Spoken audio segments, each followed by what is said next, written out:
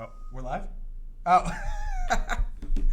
Welcome to another edition of the PO Guys. Oh, hello. Yeah, hey, we're live. Dang, I feel like we're always so unprepared when we go live. We are. We're just like, whoa, man. We are. Sorry. That was me playing guitar. I wish. No, I'm not that skilled. I could barely walk with 2 feet. Yeah, I mean, hell. Yeah, don't ever give himself that credit. See, I know it. Josh can never give me a compliment. Everything's always got to either be A, backhanded, or him just being a dick. This is very true, actually. It is a second nature to just be a jerk to you. So, another crazy week. It was actually a very bad week. We had 2 losses. We've got one last game. Really doesn't matter as much as I don't want to say. I mean, it matters from a morality standpoint. It matters just to beat LA again. Just for could you imagine? Could you imagine? Because LA hadn't looked great. I mean, as of late. Could you imagine how pissed off Zlatan would be if he loses that game? I mean, granted, they're in the playoffs. They've clinched. Well, they've clinched, but I know that they're playing for like seeding now. So, but with that being said, though, I mean, do they risk even playing Zlatan? I'm gonna be mad if I go to this game and I actually don't get to see Zlatan. I think they might, only because.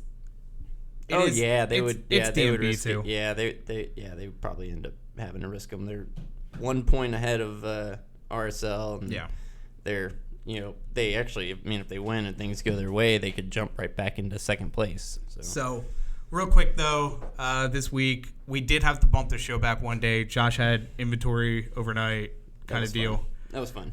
Was it? No. Let's see. I pulled a couple extra hours at work. I start my new gig tomorrow, so that's pretty cool. Costco distribution center that's opening up. I think it's technically Brookshire, but it's like on the borderline with Katy. I think it's technically Katy. I don't know, but money's good. Hours are hard, but I needed a change. Hours are hard. I hate you right now.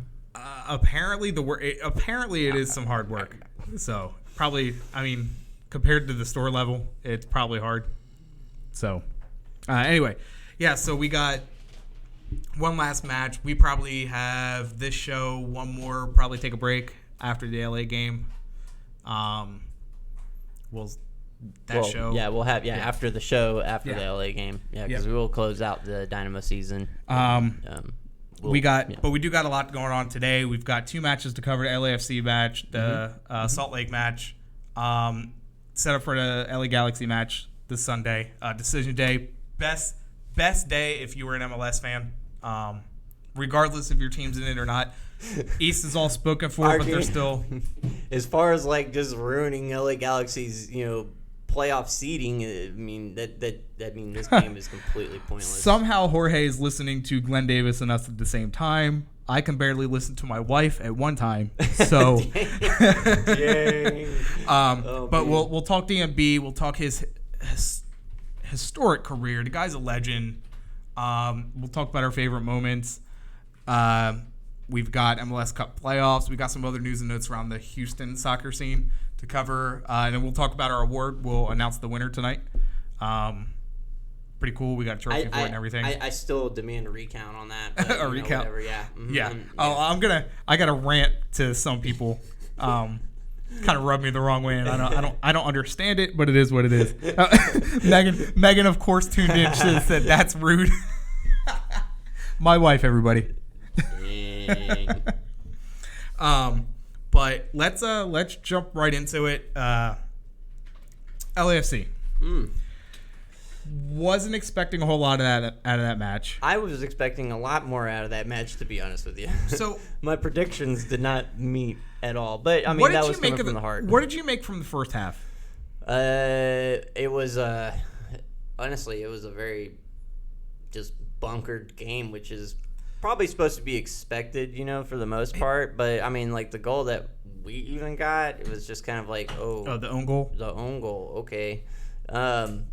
Off a. I mean, it should have been expected, I guess. It was LA Galaxy, LA Galaxy 2. Yep.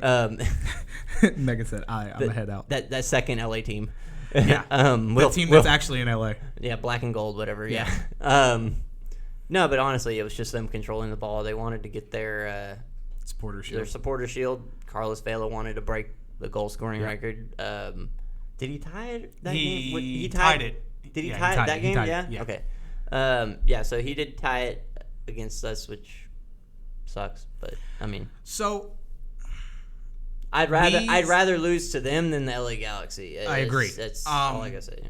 The first half, I felt like the Dynamo had a few chances. If they would have capitalized on them, I think we'd be having a completely different discussion. I think we'd be talking about a draw. I don't think we would have won that game. No, yeah. But I lost my train of thought.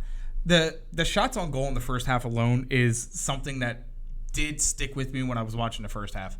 I went back and watched it today, took some notes from it. But 10-2 shots, total shots, not shots on goal, but just total shots. That's an issue. I felt like we were playing in the defensive half the entire first half, and only broke out of it a few times. Yeah. But was Christian Ramirez's first match versus his former team. And I mean, you wouldn't have even known that he was on the pitch. No. Boniak with a beautiful setup in the first minute, which would have put us ahead early, and I think it would have completely changed the way that match played out. The first like 10 minutes, it kind of seemed like, okay, maybe we have a little bit, something here. I mean, we didn't really fall apart until the second half. Correct. Of that game, so I was it's so bad because it's just like, man, that if it was like old Dynamo, from like earlier in the year, maybe it could have been like 5-1, 6-1. I don't know. I mean, but it felt like we kind of, I don't want to say held our own because we ended up losing quite a bit. But and then Memo had a beautiful chance early in the match, called back offside. Lundqvist just literally a step ahead. Yeah, that was unfortunate. Yeah. Own goal off a corner, off goalkeeper Miller, 28th minute. Kiki had a rough match. Kiki had a really rough match. Whole team really did, but it was just kind of like there was not a lot going on for us in the second half. It could have easily been. It could have easily been 4-1 with the shot from Vela after that free kick right outside the box, right off the post, off the crossbar. Yeah, so I mean, it could have. It was expected, Congrats to LAFC winning your first supporters shield and shiny plate. Yeah, you get now go and actually win a cup, I guess. That reminds me. That's more. They're beatable though. I mean, they're beatable though. I mean, they're beatable as of late. Yeah, as of late. It doesn't seem like it's the same LAFC team that started the season. Like it felt like this team was going to close out their supporter shield a couple games ago. Yeah. The two powerhouses this season, LAFC and Atlanta United, have kind of leveled out over the last couple weeks. I mean, LAFC has looked, like you said, beatable. They go to Minnesota later in the week. They lost to Minnesota. Or no, was that a draw? They lost in Allianz.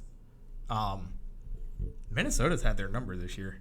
They've played them well in LA. Minnesota, I think a lot of people are actually sleeping on Minnesota. Personally, just from what I've seen, yes, we took advantage of them when they came here and played, but I don't think that they played to their full capacity. No, they weren't against us. They weren't where they're at because we played them early. Yeah, and they're sitting just a couple points ahead of LA Galaxy and who was the other one there? And Seattle. That's right. Yeah, they're tied with Seattle in points, so they got the goal difference there. I think they actually have to go to so the Seattle, they have to go to Seattle and play that final game there, and that actually could be a slugfest there. Too. Jordan Mortis playing for second place in their conference, so but you want to have that home field advantage through this new playoffs. I still think LA is still my favorite though out of the West. Oh yeah, of course. I mean, LAFC. They're hosting all the way through the MLS Cup. I mean, of course they've got to be favorites right now. To win the whole thing. I wouldn't put my money against them.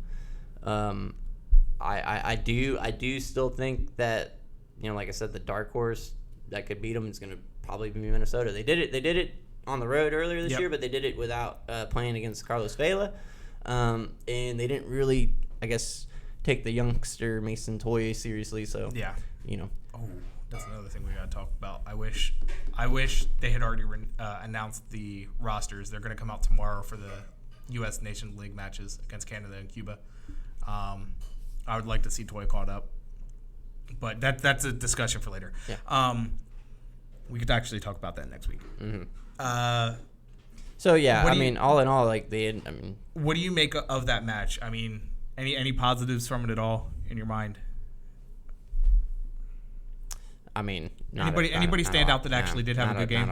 Not a whole lot. I mean, it just seems like, honestly, I'm still kind of high on Boney, man. I still see Boney as being a good leader right now. Yeah. I mean, it's something that we needed.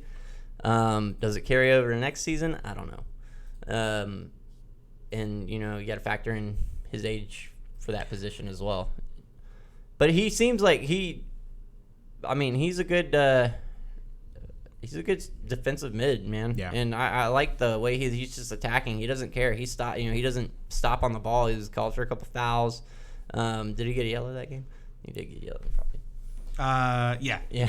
I'm not in 80th minute, he got the yellow. Yeah. See, I'm not surprised, and that's just him just challenging constantly on the ball. I like that, the way he has to assert himself. And Boniak, if you ever see him, he's pretty slim. Yeah. And my wife kind of pointed out during that game that he was just kind of attacking the other player that's the smallest one on the pitch besides him, And again, worrisome stat, and this is something that has to be addressed, because you can't win games if you're not possessing the ball. 62, almost 63% to 31% for the Dynamo, or 37%, excuse me. Possession's got to change. You can't get a draw when you're getting outpossessed that much by 30%. No, you can. You can, but we're not doing it right. You got to play the counter-attacking position, because I guarantee you, if this team actually had their head together and they were a team that was winning, the possession would be almost the same. Yeah. You're on the road to LAFC, you play them on the counter. I bet you go look at the Minnesota United game, they probably didn't have a whole lot of that possession in that game either. Yeah. So I don't really look at. Yes, it's nice to have possession because now you have a security as far as, actually controlling the game tempo, but we're not in the right mindset to be a counter-attacking team right now. With the cards that were handed out, Boniak Garcia in the 80th minute and Vera in the 81st minute, with the card Vera accumulated, he will be suspended for the next match. Sucks. He actually got a lot of votes in our award poll, believe it or not. No, I believe it. Absolutely. I think Vera is a great defensive midfielder, and he's young too, man. Yeah. I would like to see it. I would like to see more of him. I think that he's I don't want to call him a cabezas because he's younger. He seems like he's still got a little bite to him because obviously he's getting the yellows, but he's good at that position, man. Yeah, he's strong, and he's had a lot of chances that were, they're just wide or high throughout the season. If he's got those long shots, if he can perfect some long shots, he can shoot the bombs into the net. Yeah. We'll close the book on that one. We'll move on. There's another road loss. Dynamo are sitting on 2 for the year. That officially ended the season. It was already over, but that it wasn't mathematically over. Mathematically it wasn't, but now it that match sealed the fate for the rest of the year and effectively eliminating the Dynamo from the playoffs. And then attempting to play spoiler after that. Yeah. That takes us to the match Sunday. Houston Dynamo took on RSL. That one started off pretty good. Didn't catch too much of that game due to work and other obligations. I had a family dinner I had to go to, so didn't watch too much of that one. So I'm leaning this one more on you. The first half, I was just actually catching the stats because I was out too. But the second half, I did catch, which was unfortunate because that's when we ended up losing. I shouldn't probably watch the games anymore. Oh, so it's just like you when we go to the games and the Dynamo only score when you go to the restroom? This is so bad. Yes. Okay. All right. God. Yes, Alex, you were getting to that point. Yes, we conceded in the first 37 seconds. Yes, I did see that. I lied. I did watch the first half of that game. I was like, oh, game's starting. Wait, we already losing? Yep. I literally just got the update. The game started. Corey Bard scored in the first minute of the game. It's total caught on the back heel. Just everything bad that you can think about a defense playing happened in that first second. It was bad. Caught us sleeping. Mm-hmm. I mean, you go in there, you're already defeated because obviously you're officially out of the playoff scenario. And you concede early. But I mean, they fought back honestly at first. Tomas Martinez. Well, I was gonna say the Tommy Mac offside VAR goal or whatever the hell they want to call it, which I watched the replay on that and I was just kind of like, I don't understand why it was called back. But the refs have had issues with that the last couple of weeks with VAR offside goals. I mean, it's VAR. I mean, what? Yeah, but that's supposed to correct the issue. Yeah, not make it worse, make you question it even more. Mm-hmm. Tomas Martinez did battle back, goal in the 32nd minute. Tomas Martinez goal too, man. That tightest of positions too to score that was. Nah, going up to the top of the box right at the end line, just tucking it in it shows how good and what I saw from them back in like 2017, how good they were passing inside the box and how tight they were in attacking. Yeah. And it kind of still shows a little glimpse of that, man. And I still want to see more of that next year. And I want to see Tomas Martinez get better. I mean, if he's going to be here and he's going to be our DP, he needs to improve with chances like that. And he also has to work on his attitude too. Yeah. If you're going to be that player that was touted the way he was when he came here, he's got work to do. I mean, there's obviously a reason you're not in Europe. He already didn't. It wasn't starting in Europe. Yeah, he already didn't have a great. Alex said picked up the pace quickly after that. Jorge said good idea for Sarim, but it didn't go his way. I understand David Arnaud's reasoning behind it about subbing on Ramirez and Memo when he did. But I feel like you don't have much to lose at this point. Ramirez, Memo, Morrow should automatically be a shoo-in to start. Should have started these last 3 games. I mean, you don't have really much left playing for.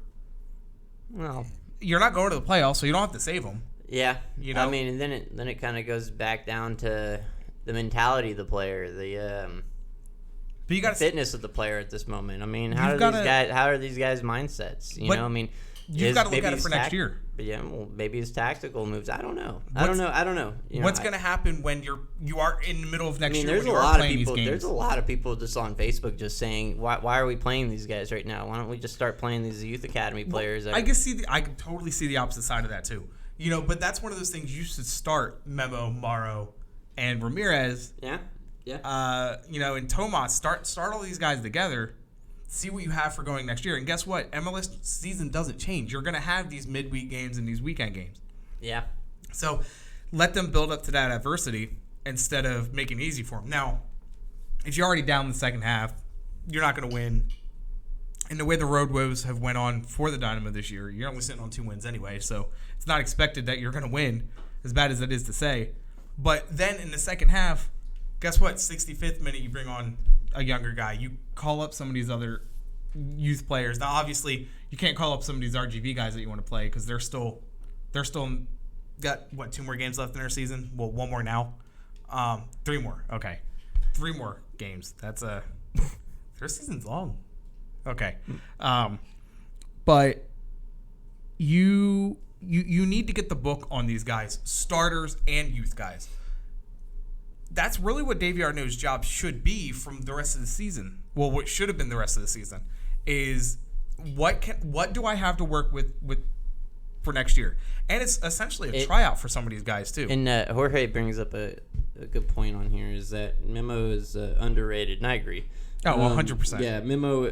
I'm sorry, that was Alex that said that. Memo with more assists than Tomas Martinez. Memo played and started half the games Tomas Martinez has, and also point out too that Memo had a couple injuries this year too. Yeah.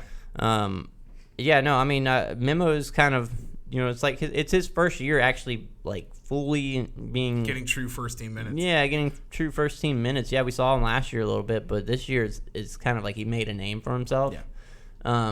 So it's definitely something that to look forward for me, coming as a homegrown player. So I mean, I'm excited to see more of Memo grow and develop in this league, and I only think he's going to get better and better if he can stay fit. That's the issue because this year hasn't been the first year where he's had some injuries. Yeah. So what do you make of that game? So we can close that one out and set up for LA. I mean, they conceded late again. It's just kind of like, well, there's the story of the Dynamo.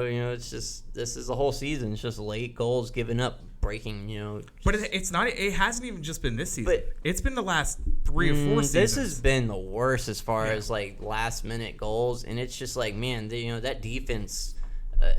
It holds up throughout the whole game, and then something just goes wrong, and it just breaks. With that loss, unfortunately, I got to be the bearer of bad stat news. But we have officially have the worst amount of losses in Dynamo history with 18.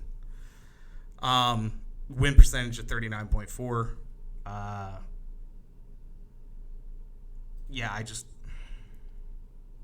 It sucks. I mean, was it 14 years in and things have progressively gotten worse. That's not what's supposed to happen. Well, I mean, look, we just gotta hope for a brighter future now. I mean, see what the academy is gonna keep bringing. I'm just looking forward to next year already. Yeah. Obviously, I've been saying that probably since we started the show again. I'm already looking forward to next season. Just because I want to see what these changes are. I want to see the new coach. I want to see who the new coach is. I want to see what I don't not like Davey Arnaud, but man, I do y'all think that I'm gonna ask here as a fan, ask the other fans. Do y'all really think that Davey Arnaud is right for this position? No. I think Davey Arnaud is. I think he found something that was hidden in this team a little bit, but I don't think he's done exactly what was asked, and I think he served as an interim coach. Correct. Now, do I think we move on from him totally? No, I think he should definitely be back on the bench next year. Yeah, I think he should be still in the technical. Jorge said, "At least we go out with a new record." Oh man. Yeah. Yeah, that's painful. But not to get too deep into the off-season discussion just yet. We need to start getting a notepad and keeping all our thoughts down for this this off-season discussion, because we can have a few shows filled with that. Yeah. But that brings us to the final week of the season, and there's a lot going on with this game, MLS wise, Dynamo wise, and let's not forget, it's essentially D&B's going away party. Man, that's probably the biggest thing in this game for me. 37 years old. Is 30,000 club minutes. The guy's unreal. You were telling me in his club, was it his entire professional career or club play? Club play. As far as like the red card? Oh yeah. Club play. One red card. Wow. And what I say, like 30. I'll bring the stats up. Like that's impressive as a defender. You can tackle all the time, man. That's extremely impressive. He is literally a legend as far as U.S. soccer goes. We'll get back to the D&B talk. Let's do the house cleaning. I guess you could say with LA. 32 matches over, or scratch that. 32 matches overall. I fudged that number up because there's actually no, we haven't played them in Open Cup play. That's why. 32 MLS matches, 11 wins, 7 draws, 14 losses at home, 7 wins, 3 draws, 5 losses. Last match we did play was match day 8, April 19th, 2-1 loss in LA. Was that's right around the time the wheels started to fall off? No, not yet. Because that would have only been match day 8. It would have been a few weeks later. The wheels didn't fall off yet. I mean, we were already kind of like coming back down to reality because we had such a great start. We were already starting to come back down to reality as far as like the capacity of our team. I mean, it's LA, man, and I'm hoping that they play Zlatan just because of trying to fight for seeding and all that. Because I mean, personally, I haven't seen Zlatan live. I'm one of the few. I hadn't gone to the game. I thought you went last year. I didn't. Okay. I think I can't remember why, but LA currently sitting 4th in the West. They can't lose that position, but bring up the standings. Something tells me they can gain a position. Yeah, they can.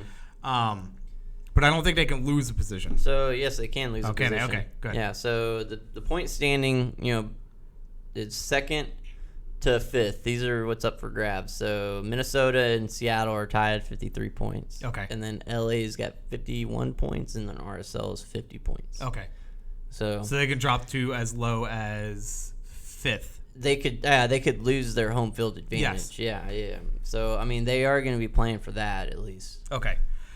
So if that's the case, then you're not sitting Zlatan.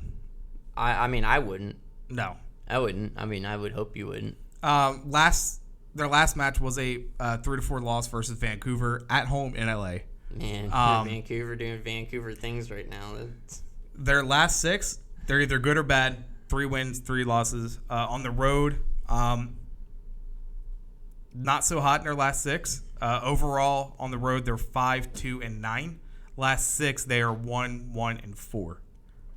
So, Dynamo have a chance to play spoiler and knock them out of home field. Absolutely, we do. No, I honestly think that we do beat them. I really do. I think that DMB goes out on just the smallest of highs and wins his last game. How baller would that be?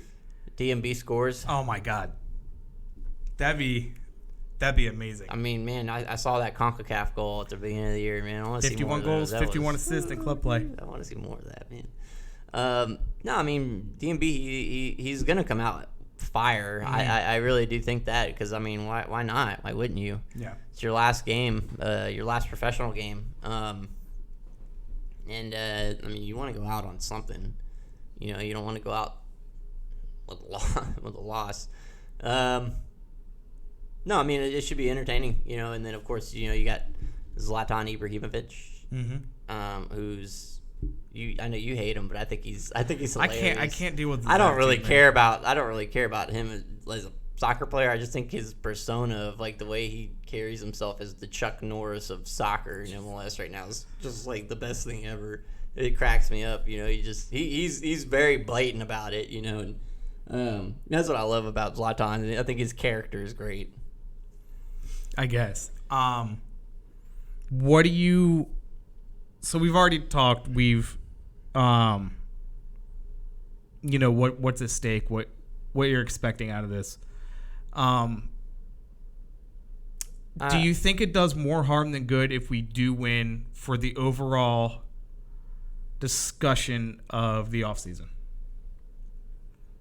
No. No. I mean, if you're gonna want to do it that way, you need to decisively win, like dominate. Glass half full. I mean, we can't finish in last place in the West. This is true. No, I mean, in order for me to actually get because I've already got my pegs placed for off season. Apparently, just from what I've seen, with the team and I mean, who should stay, who should go. I have a lot of players that should go. Honestly, I only have a handful that should stay. Hold that thought. Yeah. Hold it for another show. I'm not talking right now about that, but you asked me a question. I'm answering the question. So, who do you want to see besides, obviously, we want DMB to have a big game. I mean, it's going away. But what are your expectations player-wise for just this game? Who needs to show up to hold a spot on this team next year? You have a 1-game tryout at this point. I mean, for me, shoe in Christian Ramirez, Memo, Morrow. I think they've already cemented. As far as who's on the cusp, who's on the bubble? Tomas Martinez. I mean, that's what I would want to see. I'd want to see Tomas Martinez play a true number 10 position, turn the game and put it on his back, and control the midfield, man. I mean, control the midfield, man. Also, guys, to the guys that are chatting in with us, do us a favor, like this video, share this video, blast this out on your social media sites. Yeah, let's get some more discussion going on in this this group going. We are promoting that heavy next year too. Yeah, group discussion. Yeah, we're gonna. It's like school project. Yeah, no, I mean, kind of touching on that, just a smidge there. As far as like us coming back, it was kind of last minute, literally last minute. So we haven't really truly set up a lot of things for ourselves yet. So maybe phone calls next year. I don't know. Yeah, it just depends if we can get it working correctly, because they're kind of the hit or miss. But please definitely like this video, share this video. We've just bumped up 2 more people too, so thank you guys. It actually helps the show a lot more when we got more people in the chat. But Darby thinks that Martinez will never pull that off. I do agree with that. Yeah. We were 100% not really. He came in here fully invested in that. He came in here touted as what could be a true number 10. He would help with the counterattack. He would fit with this style of play the team has. And he hasn't. He's had moments. Now he definitely had moments where you're like, oh shit, there's the Tomas Martinez we were promised. Mm-hmm. But he's not. He's streaky at best. Now, can Memo be groomed into a true number 10 role? I don't know. I think he maybe. I think he'd be more open to it. I kind of like him. I kind of like him playing up top a little bit behind. I say up top, but yeah, I kind of like him playing in that more attacking role right there. You know. Jorge said we've seen him already, and he's not able to carry the number 10 or the team. Record is 12 needed to get it blasted higher.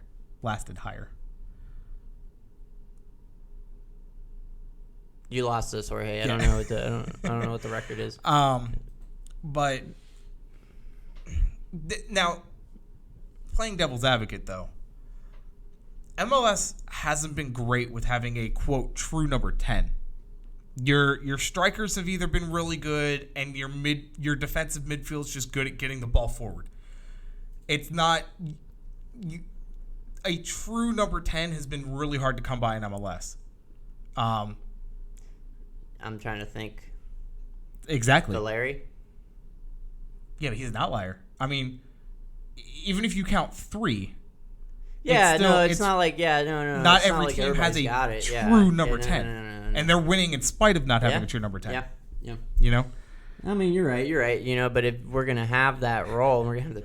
No, that is not our record. No, that is not our record. No. Fun fact, actually, we've had when we did the live show after the. It was after FC that FC Dallas band like a couple years. Yeah, I think we had 2016. We had 50 something. We were high double digits. That was definitely a fun show. The podcast itself was well into the 100s. Yeah, because it was just people just wanted to hear about because it was right after the Dallas game. Yep. Yeah, man, that was.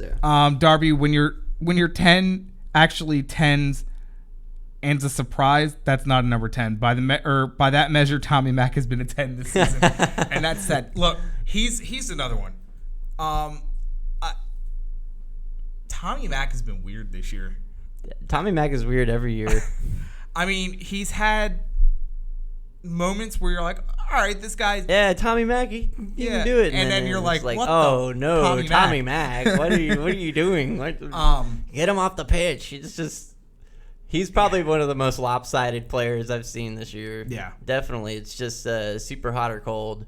As of late, of course I could say as of late cold, but, man, he was kind of coming out pretty hot in that RSL game. Yeah. So, I don't know. I mean, he's probably one, too, that, would need to kind of prove himself a little bit. But I mean, like, it's one game though. You know, it's one game. You can't really base so much off one game. It's the consistency that I want to see. So to kind of change it into the bright spot of what this weekend could become, DeMarcus Beasley is going to walk onto BBVA's pitch for the last time in a Dynamo jersey, probably the last time in a soccer jersey in his career. Let's hope. I think he might end up playing a year in Miami, but that's me. That's my bold prediction. That's just me. Is Miami next year? Yeah. Okay. No. They're playing in a temporary stadium, so it might be next year. They're playing at a temp stadium and then moving to their new stadium, but don't quote me on that. I totally forgot. There's a lot of teams coming in, and I'm like, wait, who's next? DeMarcus Beasley, MLS, Liga MX, Bundesliga, EPL. The guy's solid. Been around the world. 30,000, almost 31,000 club minutes, regular season. 1 red card in his career. 1. 31 yellow cards. 51 assists, 51 goals. I mean, man, he scored 4 goals for Man City. 1 in he scored Champions League goals for Rangers. 54 appearances for Chicago Fire. 75 appearances for PSV. In Germany. So 89 in Puebla. Not to cut you off, we are getting Miami next year. So. Okay, yeah. Hanover only four appearances, 66 minutes, but that was at the very start of his career. Yeah, but Jorge, that's an article that he posted. So yes, that's why we kind of touched on that a little bit. We believe that he's actually retiring, but since it was brought up, I mean, let's face it. What happens, man? What happens if I don't see him I don't see him playing another game. No, I don't either. Retiring, yeah. I don't either. But let's say Beckham offers him, hey, here's 1.5, come be a bench player for us. Beckham's got endless income out there, so I mean, if you're DMB, you get to live on the beach. Yeah. Yep.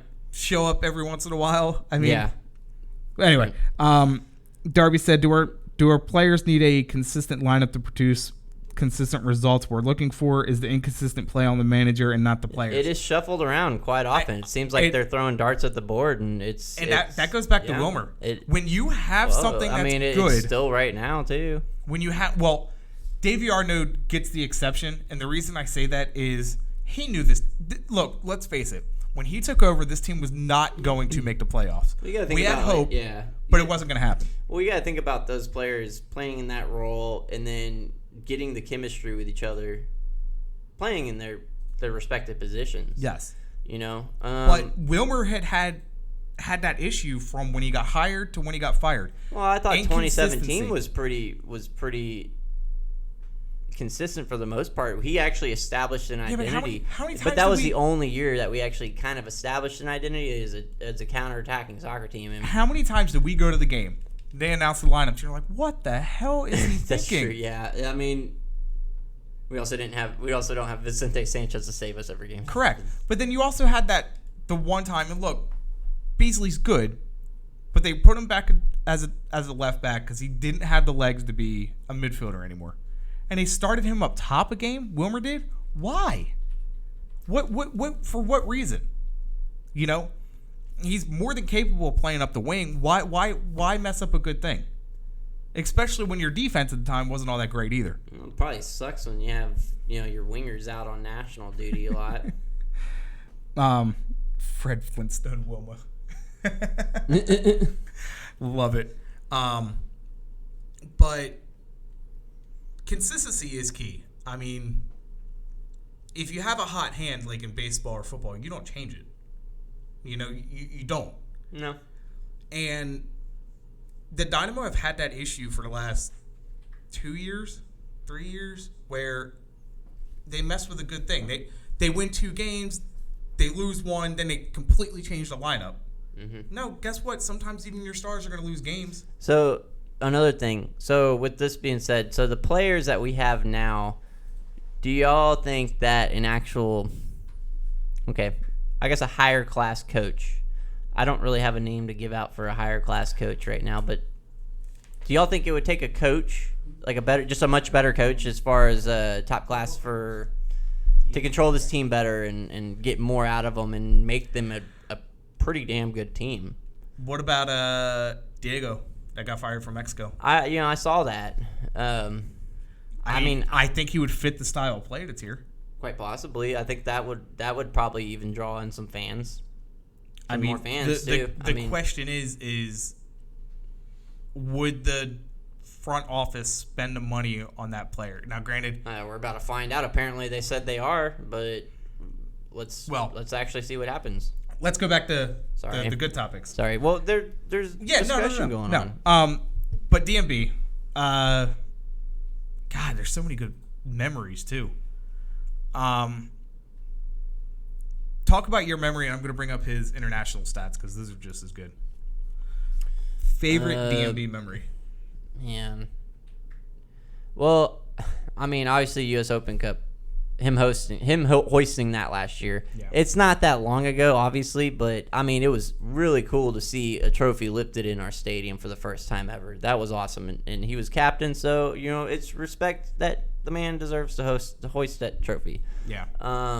Would have loved to have seen it as an MLS Cup, but that's not going to happen. But U.S. Open Cup we never had, so that was pretty incredible to watch that. Then there's obviously the goal from earlier this year in that CONCACAF. Good Lord, man, that goal was incredible. And then I'm going to kind of go way back in the day, man, to the 2002 World Cup run with USA. DMB was pretty solid. So the four World Cups? Is it 4 World Cups, man? Yeah. I mean, that's for a player like that. That's incredible. Is it 4 or is it 5? Was it about to be? It was about to be 5. It was about to be 5. Yeah. Damn. It's not even on the field. It's probably just the guy himself. Oh, wait. I'm sorry. And then me actually meeting him for the first time. Yeah. Me actually meeting him for the first time. I'm sorry. I didn't mean to cut you off there. No, you're fine. But that was like, for me, that was pretty, I didn't really have much words to say because I just respected the man so much. So it was kind of intimidating a little bit, but he was a super friendly guy.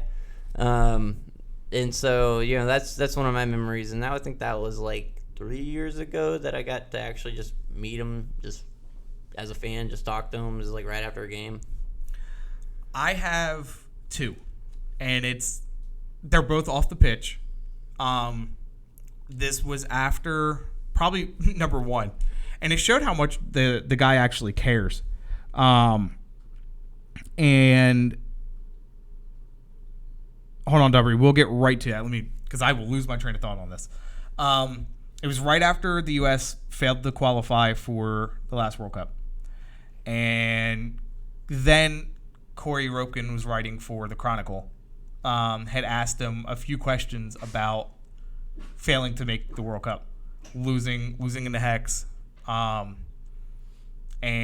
I've never seen personally, since I've started doing this, like a player so emotional about a situation.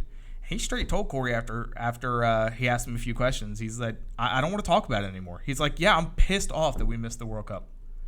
And, seeing it on TV and then seeing it in person from a player is 2 completely different things. And he had red in his eyes, dude. Like, he was pissed. That probably hit home. Knowing that he wasn't going to play in that last World Cup. That would have been his last go. And I feel bad for if there's any player that was on that team that missed the World Cup that I felt bad for, he was probably the only one. I agree. I agree. I definitely agree. I think DeMarcus Beasley is a very humble person. Yeah. And that kind of shows. And he's got fire on the pitch and. But like off the pitch, it's just kind of like, man, this guy's pretty legit and probably one of the friendliest people you'll meet as a soccer player. 126 appearances, 14 goals, 10 yellow cards, 4 assists, over 7,000 minutes internationally. Guy's good. He will be. His veteran presence, I think, will be what's missed the most But I'm reading. I'm reading. Yeah, Alex said Beasley's been capped over 100 times for the U.S. men's national team, participating in 4 FIFA World Cups. Yeah, I couldn't remember because I know that it was on. I mean, there was no way it was going to go to 6 World Cups. Darby I don't said, know. I think maybe the 2022 World Cup. Like his recent player experience for managing our youth/veteran player mix garners a level of respect from all, but a big name could come in and really put in pieces in place in reference to Dynamo hiring a new coach. And that's kind of referencing to, I mean, well, you kind of skipped over the last comment. Haven't seen enough of Davey to know for sure about if he's good enough. And honestly, I mean, look, there's nothing against Davey Arnaud, but yeah, I haven't seen enough. But I think that we're already past that stage in MLS when you got these coaches over in like Portland, and then you have Atlanta United, then you have, I mean, even San Jose now. Yeah. You know, I mean, San Jose especially, because that was one of the worst teams for the past couple of years, and their new head coach like ended up just tapping into that and putting their pieces together. And I would like to see that for the Dynamo. You know, I mean, who knows? I would like to see some new players as well. It's always nice to get a new signing. It's like, oh, sweet, man, let's see how this guy plays. And so. Jorge Arnaud was actually a good player, not on the same level as Diego Alfonso. Played and scored in Europe, Argentina, Uruguay, and coached 2 different Champions League titles with 2 different teams. Yes, yeah. So that's two completely different. Yeah, I want Diego.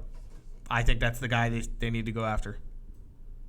I mean, I don't want to jump right into it. I mean, I'm not saying no against him, but we tried to hire an Irish. I'm not Scottish like holding guy. I'm sorry. I don't have high hopes. I'm just gonna throw that out there. I don't have high hopes. I've been burned before, and I'm just gonna sit here and just watch it. Going back to the final match of the season, it's also Fan Appreciation Day. I posted the link to tickets in the description for the video. I'll post it on there for the podcast as well. Oh, and also, sorry, another reason why we did not have a show yesterday was because it was National Podcast Day, so it was also a holiday for us guys. It was a holiday. Yeah. What is your match prediction for the final final match of the 2019 Houston Dynamo season? 3-1 Dynamo. 3-1 Dynamo, Josh. I'm gonna say there's no way Zlatan doesn't score. That's why I put 1 in there. There's no way he doesn't score more than once. Shut up. So I'm gonna go. Was he gonna get 2 penalty kicks? No. I'm gonna chop a goal in the. I'm gonna go 3-2 Dynamo. Okay. Can we do bold prediction right now? Yeah, good. All right. So I don't have one, but I'm gonna say bold prediction. It's still gonna be 3-1, but DeMarcus Beasley and Zlatan score amazing goals that go up for goal of the week. Hell yeah! How badass would that goal be? Of the year, dude. That would be legit, right? Come on now. I don't even care if it's just a simple flick in. They're just giving the man a goal of the week for. So with the season coming to a close, and there's still a lot. There's 2 playoff positions available in the West. The East is spoken for. Colorado, Dallas, Portland, and San Jose can clinch playoff berths. Yeah, that's gonna be fun. It's so bad because it is so bad, and I'm gonna go back to crediting Wilson on Twitter because everything else that fell into place as far as like the Dynamo, if they won out, I mean everything else was falling into place. The Dynamo still would have been in playoff contention, and it would have actually heated up by now too because I can't remember. So FC Dallas losing to Colorado, Portland drawing with Kansas City, San Jose losing their game to Jorge says 3-1 too. Yeah, seems so. Yeah. Yeah, so I mean, everything else was falling into place, and that's it. So I'm sorry, I just take another jab at my heart there. Colorado can clinch a playoff berth if they win against LAFC and FC Dallas loses, SKC and San Jose lose versus SKC can't. What? Well, no, excuse me. Dallas has to lose against SKC for Colorado to get in. Okay. Yes. And San Jose has to lose versus Portland. Or, there's always an or. Colorado wins by 3 or more goals versus LAFC. Not going to happen. FC Dallas loses to Sporting Kansas City. I mean, hey, whoa. I mean, Colorado could beat them 3-0. You know LAFC ain't going to be playing their players. Why would they? True. Ooh. Or San Jose ties versus Portland. If Colorado wins by 2 goals, tiebreaker will be goals scored. Currently, Colorado has 57. San Jose has 51. FC Dallas, which it's Frisco. Let's just hope that everything happens against FC Frisco, okay? They can't even spell Dallas. FC Dallas wins versus Sporting Kansas City. They will lock up that final playoff spot. Let's face it, Kansas City is not that good. So let's hope that Kansas City wins that game. That's all I'm going to talk about. Dallas. I really don't care about their playoff chances. I just don't want them. No. Yeah. No. Oh yeah, you got the cannon, but you still didn't make the playoffs. Hey, if a Texas team, if we're not getting in, then no Texas teams are getting in. There you go. Portland will clinch if they win or tie versus San Jose, or FC Dallas loses or ties versus SKC. San Jose will get in if they win versus Portland, or San Jose tie versus Portland, and FC Dallas loses versus SKC, and Colorado loses or ties versus LAFC. Or here's the third scenario. San Jose ties versus Portland, and FC Dallas loses versus SKC, and Colorado wins by 1 goal versus LAFC. Who actually ever sits down and actually does the math to do this? I mean, I applaud you, MLS. I mean, I'm sure you're getting paid to do it, but man, that's I hate that part. That's the worst to do. But that's what makes Decision Day extremely interesting. Now, there has been years past where there has been more up for grabs on the last day of the season. This year, not so much. It's just these 4 teams. But it is what it is. It is Decision Day, and it's going to be amazing because of how much is in play for these games. Couple other things I wanted to touch on tonight. In case you were unaware, MLS has a big problem, with NYCFC and a few other teams as well. And this is a growing pain, but it's something that should not be happening this late into. I just love the headline. I mean, what did they expect, man?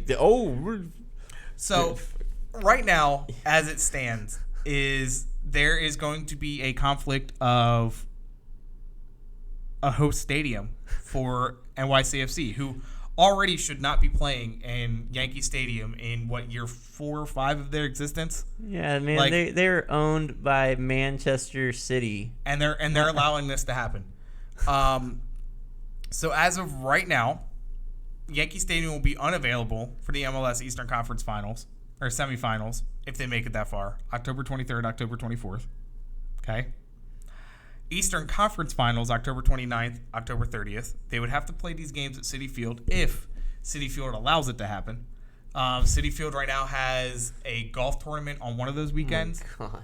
And I don't know if the promoter is willing to move it.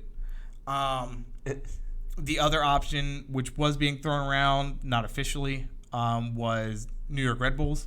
How shitty would that be? Oh man, if you have to knock on Red Bull's door and say, "Hey, can we play a game in your stadium?" Wow, that would just be.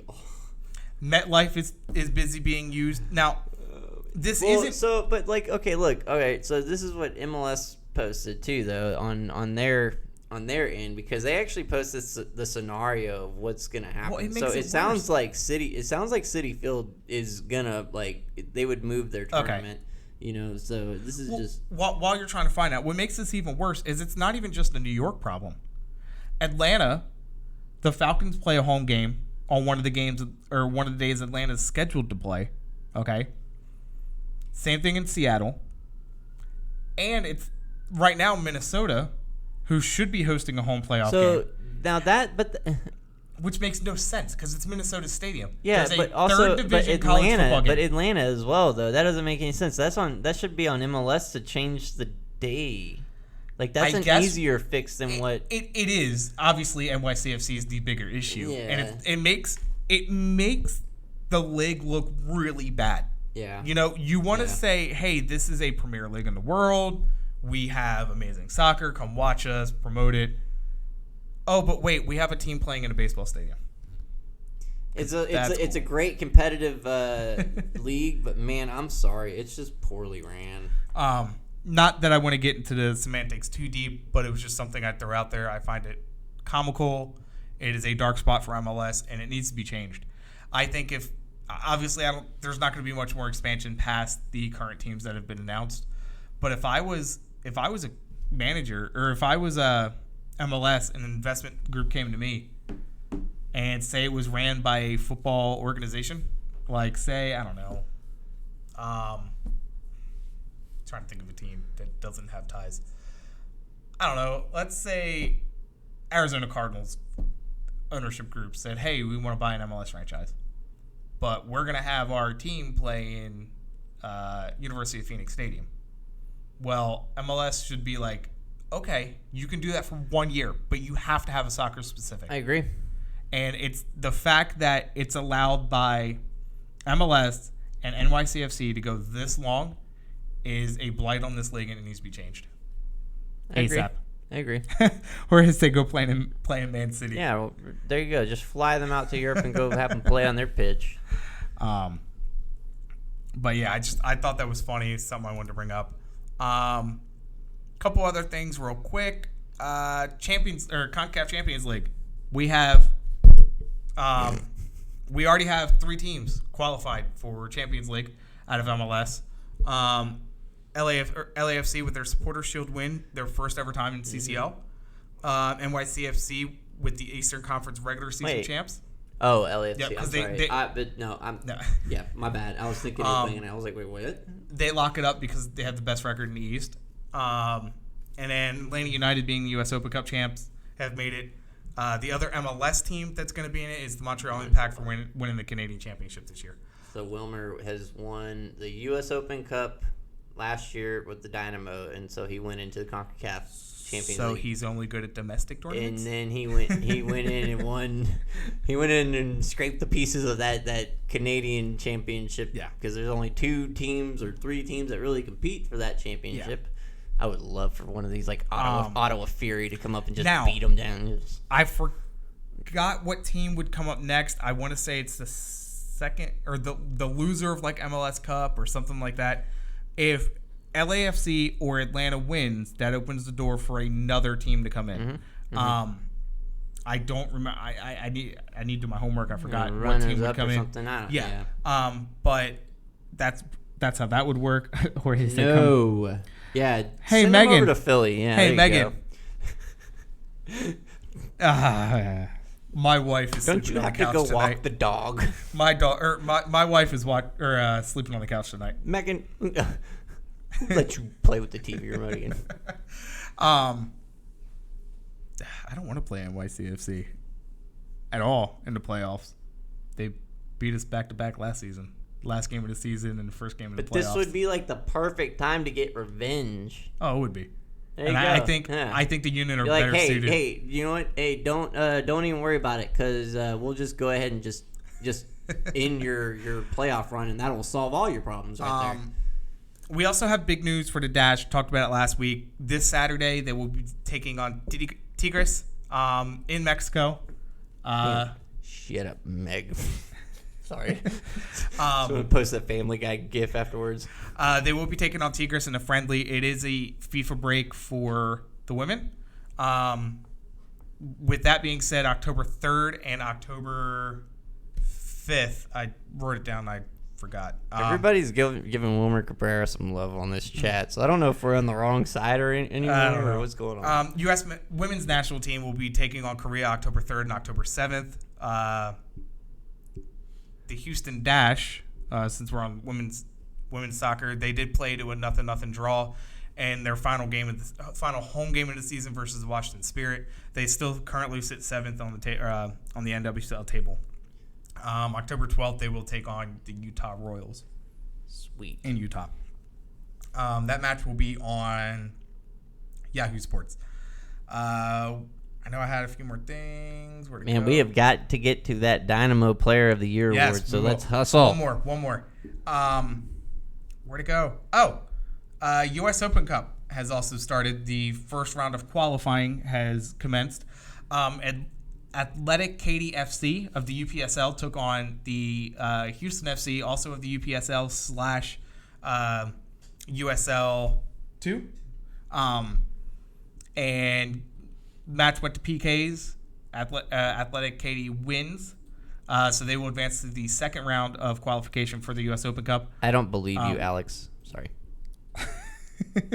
I believe you're all Wilmer Cabrera lovers. They will take on the Louisiana Crew on October 19th, 7 o'clock in Louisiana. So I'm actually invested into it. I love Open Cup. I also love lower division soccer and seeing how some of these teams do. With that being said, let's get to the good stuff. Yes. As you guys were well aware, because I blasted all over social media, probably annoyed everybody. That was great. But we did hold a vote for a first annual award that we're going to hand out to the player that won. Out of 129 votes, you guys pumped up at the last minute. You guys stuffed some boxes. And I had to recount it at least 5 times because I was trying to make sure that the legend had won it, but apparently not.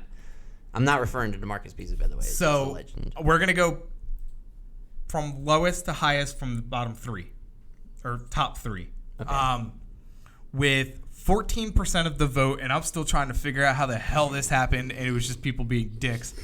With 18 votes, Kevin Garcia in 3rd place. I don't know how that was possible. It's disgusting.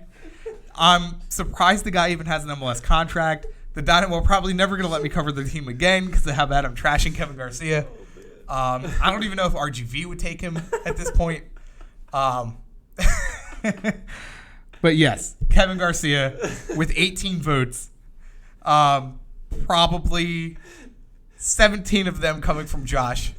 Kevin Garcia, 3rd place. Yes, the legend. I'm telling you, man. That's why we really didn't have a show yesterday. I had to make sure that you had to recount it at least 5 times. With 16 votes, 12.4% of the vote, goalkeeper Joe Willis, which he kept the Dynamo in a lot more games than he probably should have. Poor guy's gotten beat up this year. Maybe last year, yes. This year, no. The buttery gloves, man, that just got, I'm sorry. I like Joe. I think Joe is legit. How many times did he get hung out to dry this year? But, man, he allowed some howlers that shouldn't have been. Yeah, but how many times did he also get hung out to dry? I don't think how many of those howlers were because the defenders were just standing around? But they were so simple. It's a howler. Okay, look, I'm not going to hate on Joe. Joe, yes, is legit in my opinion. Kept him in a lot of games I think a lot of that has, I'm done. Right. Then with number 1, 20.9% of the vote, 27 votes, Mauro Manotas. Well deserving. I hope he is the Dynamo's Player of the Year when they announce their award. He should. But breaking goal records for us. I'm hoping that the Dynamo realize they have to keep him and do not let him go anywhere. With the growing landscape of this league. Look, at this point, I know that we had said that they should let him go, but if he's wanting to stay and it's mutual terms on it, if he's wanting to stay, I'm kind of about the player. And if it's a player of that caliber and he has the opportunity to go to Europe, but he kind of wants to stay and mature himself a little bit, then yeah, man, I think he would. I would love to have Mauro Manotas. Who wouldn't? Yeah.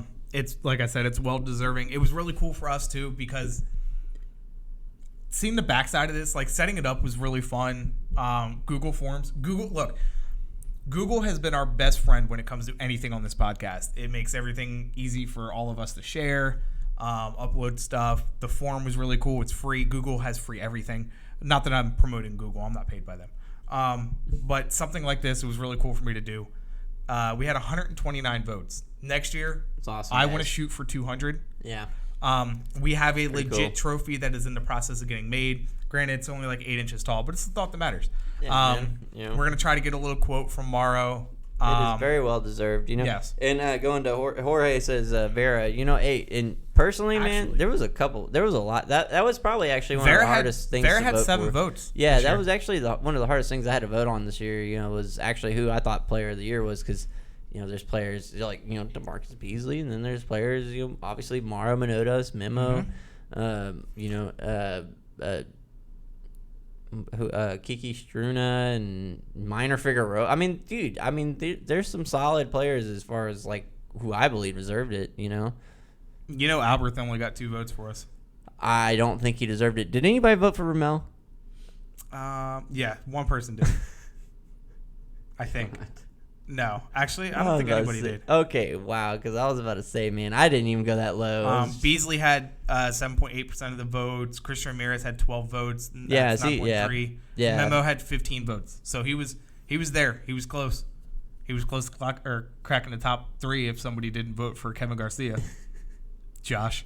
All right, we would take Kevin Garcia out, and we will give the 3rd place to Memo. Jorge says, and the rest get a participation award. Morrow is sold. Can't sub him out around the 60th minute, 3 games in a row, and not be sold. I mean, It makes sense. I mean, as much as we don't want to admit it, obviously this will all come out around the January transfer window, so we'll know. And hopefully Dynamo have a plan if he's not here. Obviously they do. Christian Ramirez, yeah. But them 2 playing together has been amazing. Yeah, I like it. I do like it. Anything before we close out the show today? No. Hopefully, yes. I'm sorry. Hopefully we get to see some of you guys at the game. Yeah. On Sunday, 3:00, decision day, which I'll be there. Yeah. It's actually my second game this year. I like last home games of the season. Yeah. Look, I'm gonna make a plea to everybody. As much as the Dynamo have torn at your heartstrings this year, pissed you off, made you cry, whatever, go to the last game. Let's send DMB out on a high note. Let's show him how well respected he is in this city, how much he's meant to us over his years here. Respect him for the legend that he carries. The guy has had... It was exciting when he came over here right after the World Cup. It was very, very exciting. So, to everybody that will watch the show, listen to the podcast, whenever the Dynamo tweet out ticket links or anything related to these tickets up until Sunday, retweet it and like it. Let's get as many people out there. I don't want to see 5,000 people out there. Let's get closer to 10. Obviously, I know we're not going to have a sellout. Yeah, tag some media outlets too. Yeah, just get them out there. Let's celebrate DMB, and let's look forward to next year. Yeah, I agree. It's been a crap year. Yep. So I'm gonna be at this game, and I'll be at the season opener again next year. Yep. I always go. As far as the past Alex said months, he will be there in a wheelchair. He also said hashtag Dynamo Fans for Change, DFFC. Yeah. Which we're in the works and doing something big with them. I'll tell you about that later. But I think that's going to do it for us. Yeah. We'll be there. Thanks, guys, for tuning in. Again, like us, share it. When I get the podcast up, which might be tonight/tomorrow, like it, share it, retweet it, everything. Help us grow this. This is really a fan forum for you guys. Like we said, we'll have one more episode for the off season here, right after our game. The next day, and we'll discuss kind of off season things, and help us share that. Help us get some people in here. I want to hear some different opinions on everything. But that's gonna do it for us. Thank you guys for tuning in. We appreciate it as always, and this is the Peel. Forever Orange. Peel out, forever orange.